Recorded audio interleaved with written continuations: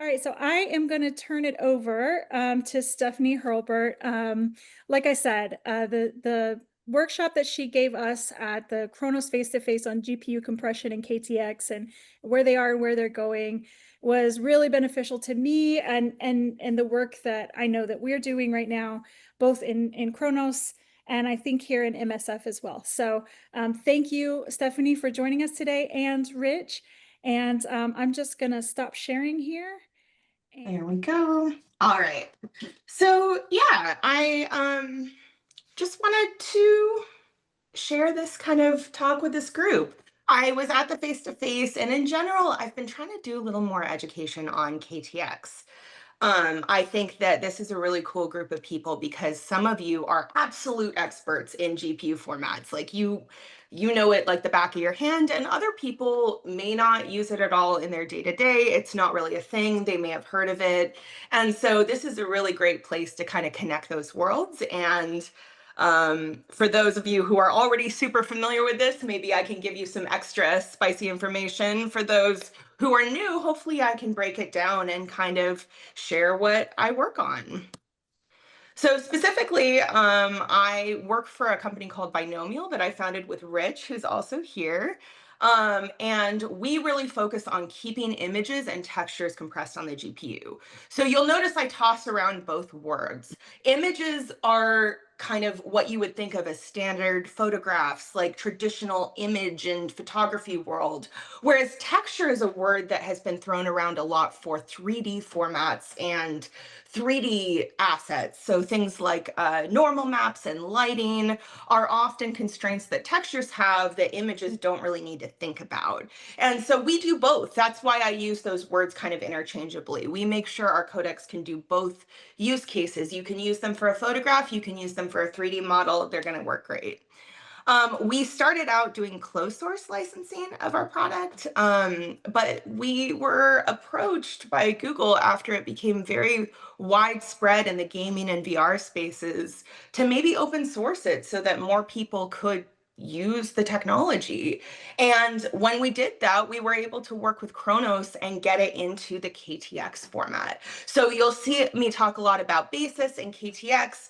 Basis is the technology used within KTX. It's the technology that we've kind of developed, and KTX is where we've standardized the format. So we work very closely with Kronos to standardize KTX, and KTX is kind of part of the GLTF working group right now. So that covers so many things with 3D models as well. And so I am not going to say that you should use, our technology or KTX or GPU compression with every single image and every single model. There are pros and cons to everything. So I wanted to provide some kind of use cases to think about before we even dive into tech details so that you can just know if this is even for you.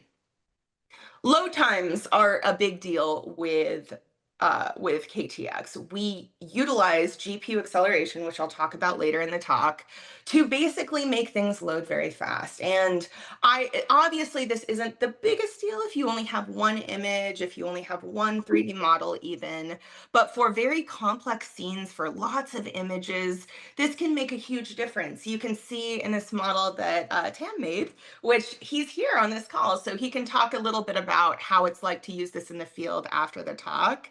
But you can see that JPEG isn't even halfway done loading by the time KTX has already loaded the image. So it's really, really cool for that use case. Also with VRAM, I love this little infographic. This is about CPUs, not GPUs, but it really goes to show that our brains sometimes don't realize how inefficient certain tasks are.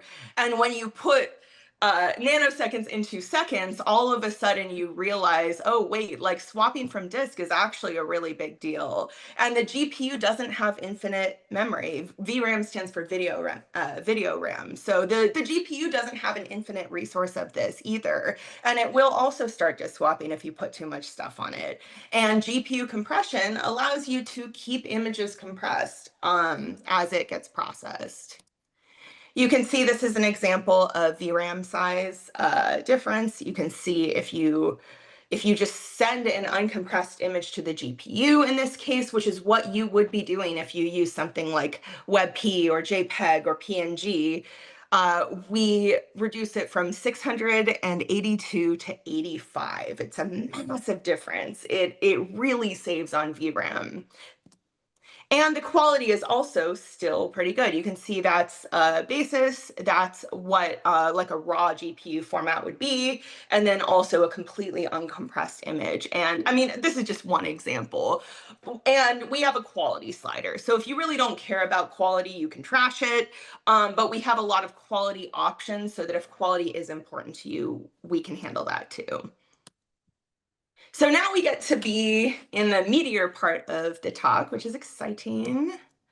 So first I want to lay some groundwork here. What even are GPU formats? What is GPU hardware acceleration? So JPEG was invented before GPUs really took off, and it didn't really consider the unique needs of GPU. And to this day, no one can figure out how to do like a hardware accelerated GPU JPEG. It's just too, it wasn't made for that. It's too expensive in hardware. And GPU vendors came out with GPU hardware acceleration for textures, and it works fantastic in the hardware. The problem is it created a very divided ecosystem where I'll go into this later, but mobile has different hardware than desktop, and older mobile is different, and older iPhones are even more different.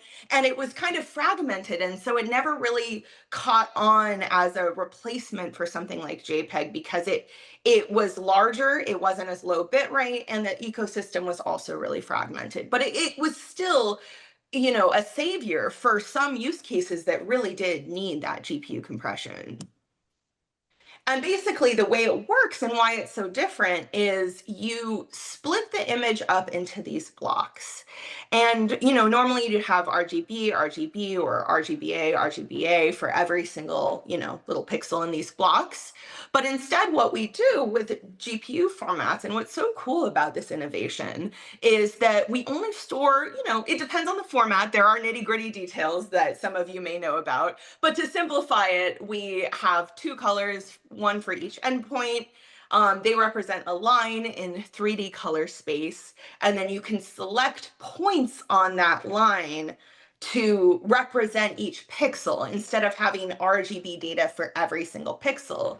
The other beautiful thing about this invention is that you can parallelize this. You can fully take advantage of the power of GPUs, which is really remarkable, and also what we should be doing. We should be using GPUs for imagery. I mean, that's what they were made for. And so this does it beautifully and is a really simple but effective way to compress an image in a way that's compatible with GPUs.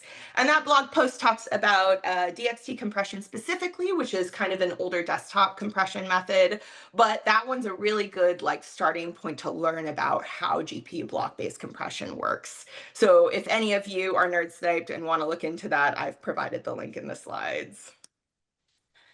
And what we do is we take it a step further. If you just use this GPU algorithm, they're beautiful. They are actually incredible, but they will not get you down to a small enough size for a lot of use cases. So that's where we come in. We do a lot of compression. Some people refer to it as super compression on top of these GPU formats.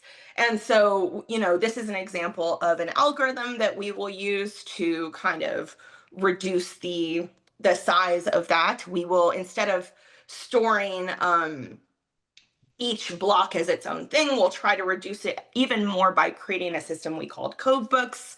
This is used in HEC1S, which I'll talk about later, but it allows us to basically have an even more limited palette of options that does a pretty good job.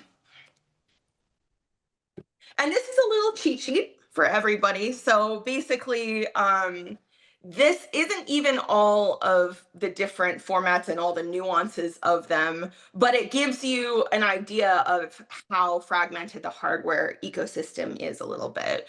We have ETC and BC 1 through 5, which are older Android and older desktop. And you think, oh, they're older, so they're not used. No, actually, they're prevalently used because they're very small in GPU memory. So even though BC7 and ASTC are trying to like succeed them, there's still a lot of people prefer them. So we've already got kind of four options for desktop and mobile. ASTC is trying to be used more in the desktop space, which I think is great, but still not a lot of desktops support it. It kind of depends on the manufacturer. BC6H is the HDR option for desktop, and then PVRTC is for older iPhones, and it's actually very complicated to support. So it's when people throw around these names, this is what it's referring to. It's referring to the GPU acceleration that's in the hardware. And so, where do we come into all of this? We basically take all that complexity away from you. And we do this in a number of ways, but this is kind of the gist of it. You basically compress your data using, Basis into a KTX file. It gets compressed there. And then at real time, we will turn it into the GPU format that GPU likes. And then you will get to take full advantage of all of the GPU hardware acceleration that's out there, and you don't need to worry about it. Like, you just compress it to KTX. And it's so convenient for that, because prior to us, what you had to do was, have copies of every GPU format that you wanted to support on disk, which were already really big, and it was a mess. So this really simplifies it. And in my eyes, I hope it allows more people who are not engine experts or like have a long history working in video games where they've used this for 20 years to be able to use this GPU hardware acceleration. We have kind of four main modes. Again, it's simplified. I will need to edit the slide, but this is the gist of it. This is the basics. This gives you kind of an idea of where to start. And most people are really going to be looking at ETC1S or UASTC. So that's SDR high compression or SDR high quality. The vast majority of people use ETC1S. It's a really good default. It's really small. It's a great alternative to JPEG. Honestly, it's pretty one-to-one, and it uses GPU hardware acceleration. So you get the same size as JPEG, but hardware acceleration. It's beautiful. But sometimes it's not always the quality that people need for certain assets or certain types of textures, and UASTC is a great backup when you need that quality. It's going to be bigger, but you're paying the price for having better quality. I'll also talk about HDR a little bit later. We're currently working with Kronos to kind of really get that in there, but I just wanted to mention it because it is available in Basis now. You can try it out. We released it last year. If you were kind of curious and you want to try it out, you're going to run into this question. So this is about RDO. So RDO is basically called rate distortion optimization. It's kind of this term that we use for using your own lossless compressor over the data. So most people are going to just use this intermediate format, which is kind of what this graph that I showed earlier in the presentation did. You compress it to our format, and then you just transcode it real time. But just note that if you have a pipeline where you think it would be better to package it up with your lossless compressor and you don't want to deal with this intermediate format stuff, like, we have a solution for that. I just want to make note of it. You know who you are if this applies to you. So diving a little deeper into the SDR modes, we've got the ETC1S and the UASTC. So I talked about it a little bit, but these are kind of some more tech details for you. We actually do have people who do things like normal maps with ETC1S, but UASTC is more made for that. We even have really interesting features in ETC1S, like video support that some people use and that we're kind of exploring making more common as well. That's a whole new field in itself, is just you can accelerate video with these GPU hardware formats. And so there's a lot to explore, but you can kind of dive in, and our GitHub has a lot of documentation and information. It's very technical, but if you know you're into this, it may be worth looking into that. I also just want to mention our HDR breakthrough that we made last year, because I know some of you are interested in HDR formats. It's still not commonly used across all industries, but again, if this applies to you, you'll know. Um, HDR hardware on GPUs was kind of just sitting there for a long time. It wasn't widely used, but it was there. It was on the GPUs. And you can see that top image is what the reference encoder for HDR on ASTC was before we made our encoder. And we essentially made viable software that can actually utilize this HDR hardware in GPUs. It is a phenomenal invention. It's really innovative in the field, and HDR is so new that I really think that this could become like the HDR standard. Whereas with SDR, I think there's a good argument for maintaining support for JPEG. Like, it has such a big ecosystem behind it. If you just have one image, it's fine, etc. But with HDR, I really think that we can finally like push people to utilize GPU hardware, especially with these large images. So our HDR selection is a little bit different. The 6x6 one really should be the default, even though we call it like high compression. Only use 4x4 if you really want basically lossless. Like, 6x6 is going to be the default option for most. We are display referenced half float HDR as mandated by that GPU format. So we are going to be kind of constrained by what the GPUs say that HDR means for them.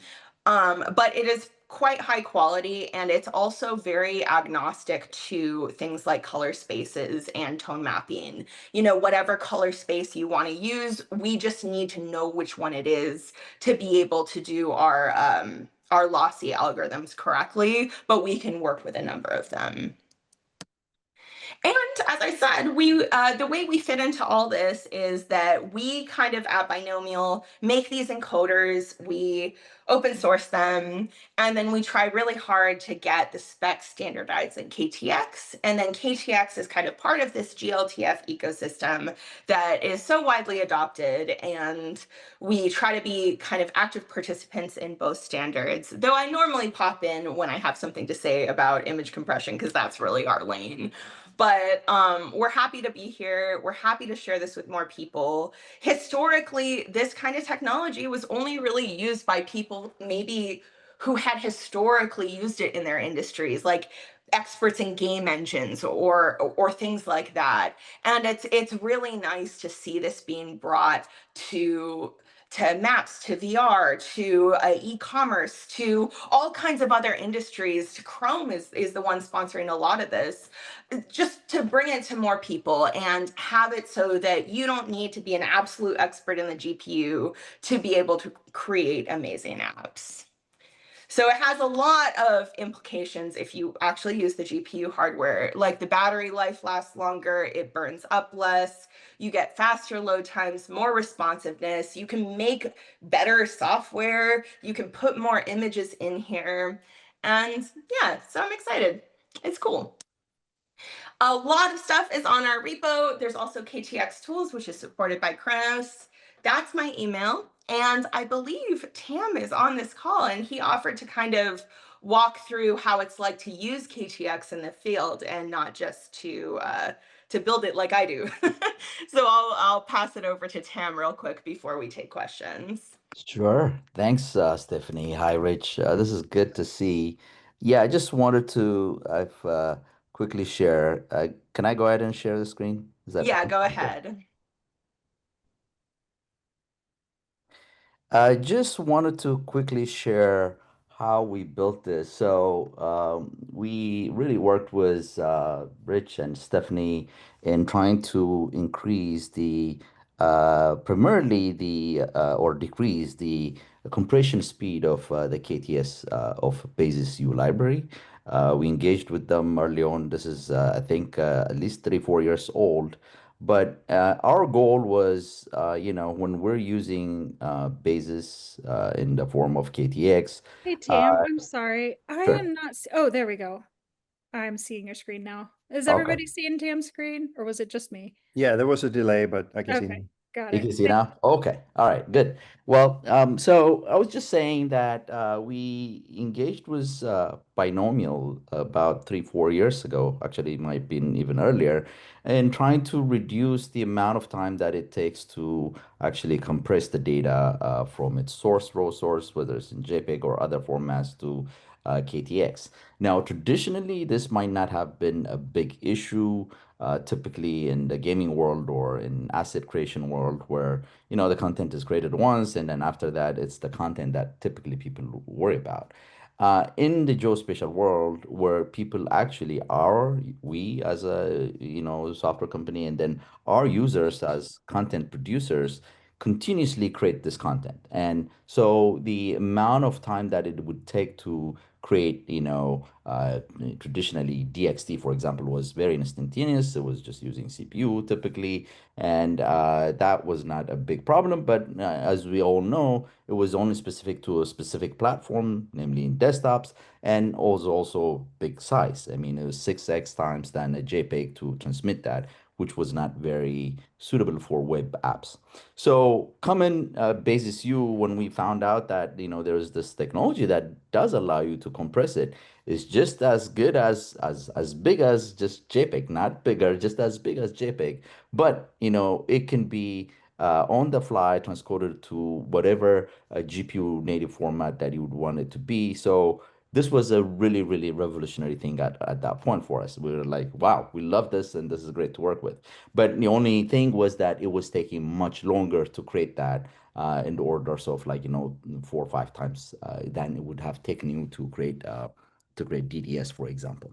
So we engaged with Basis, and it kind of brought down um, the compression speed. Initially, we did a couple of engagements with them. First time by 4x, if I recall correctly, Rich, and then again working with the binomial, trying to use actually encoding using OpenCL on GPUs. Another 10x times was cheap. So it was really, really great result to be able to reduce the amount of time that it took. Now, what I'm showing you here is what it would, in fact, I'll just go ahead and reload it so that you guys can appreciate what it is. So on my right here, or on my left on the screen as I'm looking at it, is the JPEG data loaded, and on the right is the KTX, the basis U compressed texture loaded into KTX format.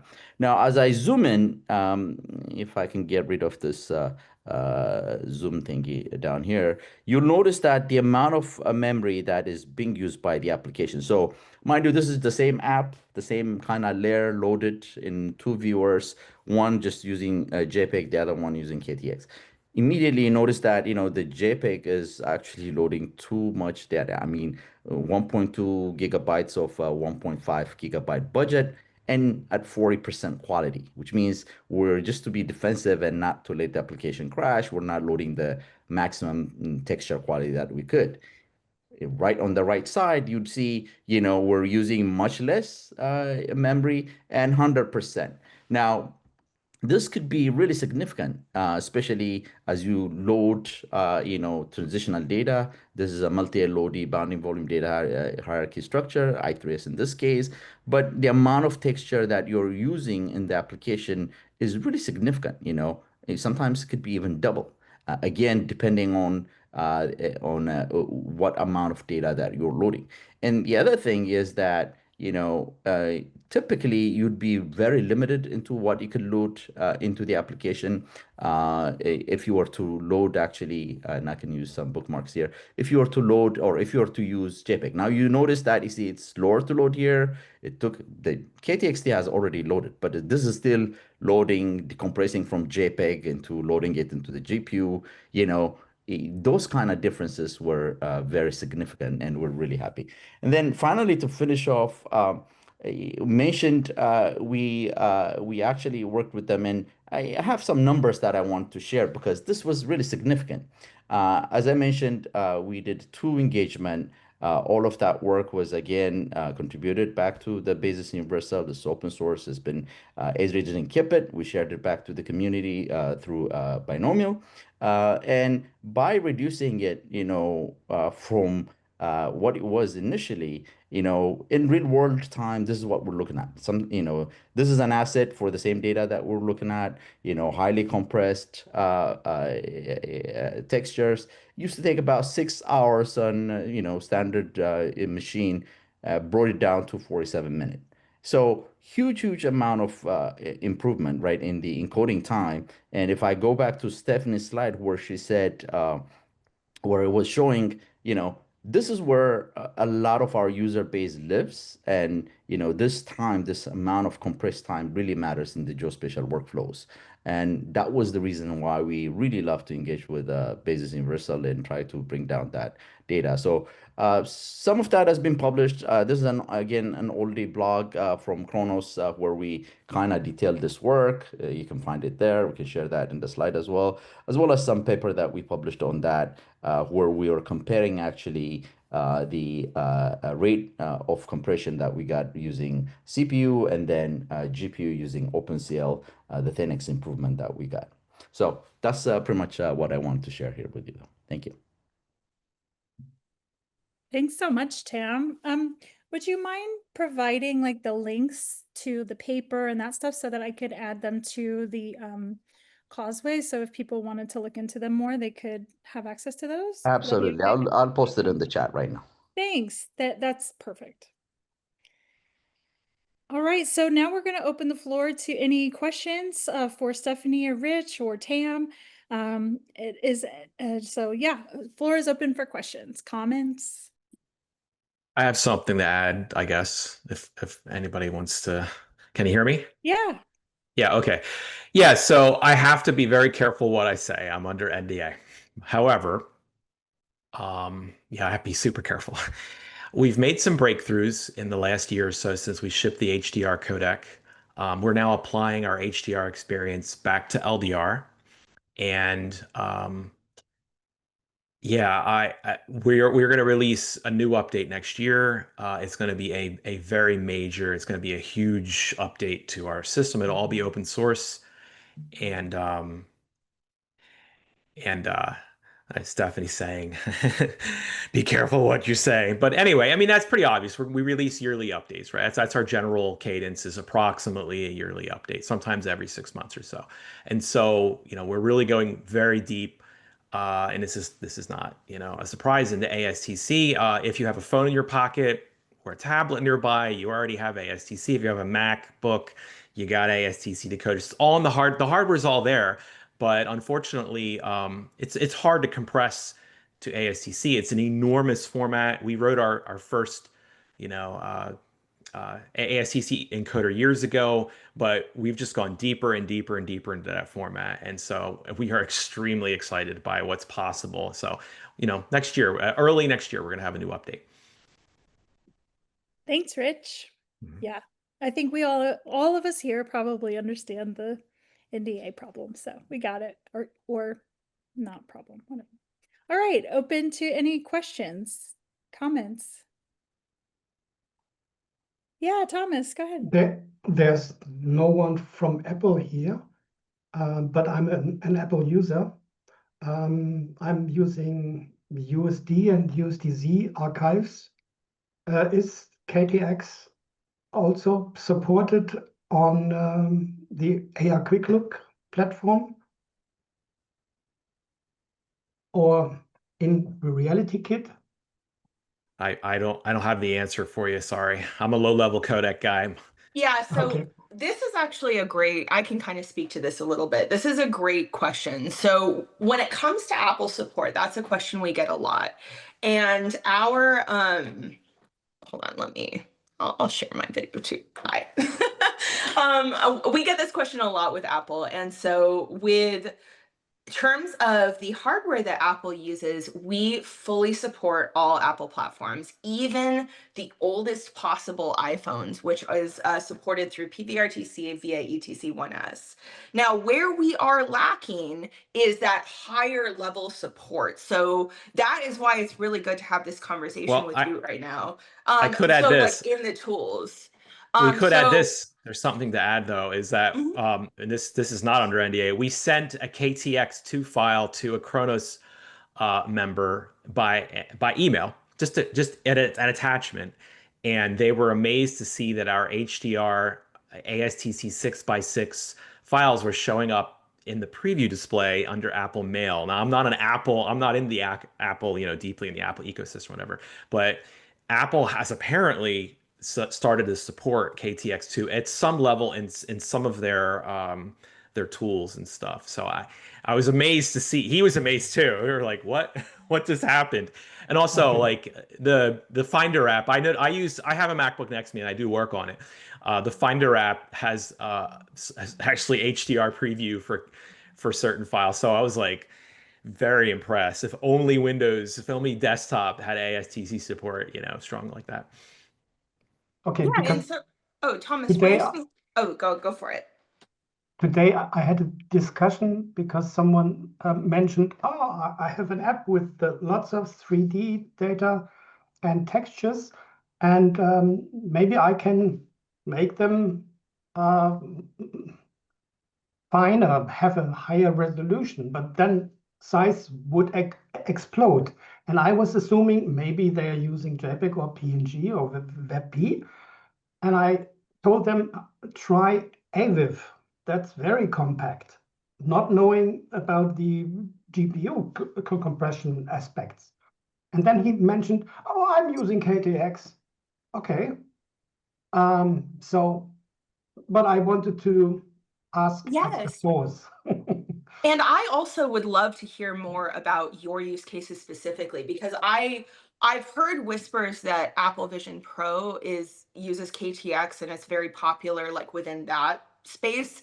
And I know a lot of Apple developers do use it, but I am not as tapped into that ecosystem and all the support there. So I would love to know if there's like a specific tool that you would really like to get the support, like easier support in, so that you don't always have to go at a very low level to get it in. Because it will work on Apple devices. It's more a matter of those like higher levels.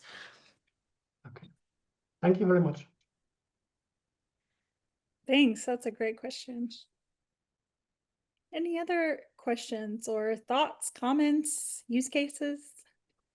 All right. Well, I don't see any other people ready to ask any questions. You've covered it so well. So I just want to say thank you very much for stepping in and just exploring with us. And this is a group really GLTF and USD, but we all know that we span like a lot of different areas for there. And I think KTX has such a broad use across the board that it's really great to hear these options and ways for all of us to bring it back and have a look. So thank you for working in an open source manner and with open standards. And we're very thankful for you guys joining us today.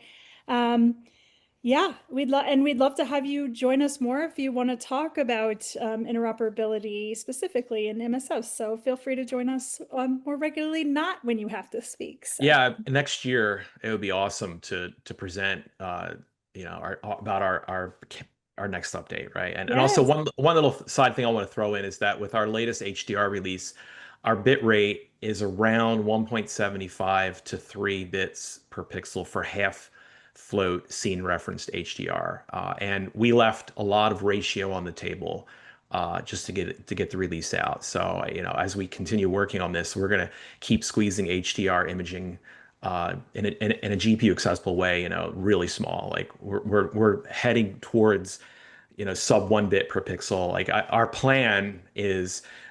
What Tam was talking about and Stephanie was ETC1S. That was our first bit of technology, mostly for geospatial use cases, but it also has uses in other industries. That's around 1 bit per pixel, but we're now heading towards around 0.4 to 0.5 bit per pixel. That's exciting. Thank you. Yeah, and we'd love to have you back next year to give us an update on where you guys are and what you're doing. So, all right. So I'm going to go ahead and close out the session, and I'm going to stop recording.